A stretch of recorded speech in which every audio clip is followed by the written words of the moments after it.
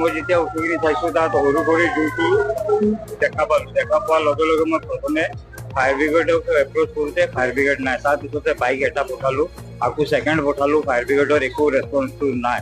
এইটো বহুতে মানে কি দুখৰ কথা। লেট মানে এইটো বহুত লেট হৈছে। তাৰপিছতে আৰু এটা বাইক পঠোৱাৰ পিছতে ফায়াৰ ব্ৰিগেডটো আহিছে।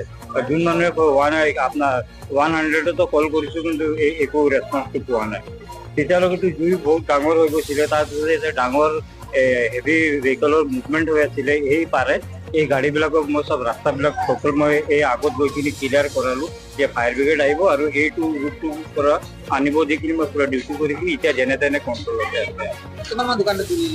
ইয়াত এতিয়া মোটামুটি 3টা দোকান হ'ল। এটা আমাৰ কাৰ্বি আংলঙৰ আটাইতকৈ পুৰণা যোনটো দীপচেনজী আগৰৱালা তেখেতৰ দোকানটো গ'ল। তাৰপিছত আমাৰ এই ৰামাজী পাণ দোকান বুলি চবে চিনি পায়, সিহঁতৰ দোকানটো শেষ হৈ গ'ল আৰু ৰয় বেকাৰীৰ এটা দোকানটো শেষ হৈ গ'ল আৰু পিছফালেও ক্ষতি হৈছে। নাই, এইটো মোৰ মতেতো শ্বৰ্ট চাৰ্কিট, কেলেকি এইটো বমৰ শব্দও শুনা নাই আৰু কোনো নাই। এইটো শ্বৰ্ট চাৰ্কিট এৰি কিনে আৰু বেলেগ একো মোৰ মতেতো হ'ব নোৱাৰে। বাকী আকৌ কিবা প্ৰশাসনে তদন্ত কৰিলে কি গম পায় এইটো আমি ক'ব নোৱাৰো, কিন্তু এইটো বমৰ আৱাজো আমি শুনা নাই, কেলে আমি নিজেও বাহিৰতে আছো। সেইটো কাৰণে জুইটো বহুত ডাঙৰ আছিলে, কেলে কি প্লাষ্টিকে আছিলে নহয় গোডাউনতে।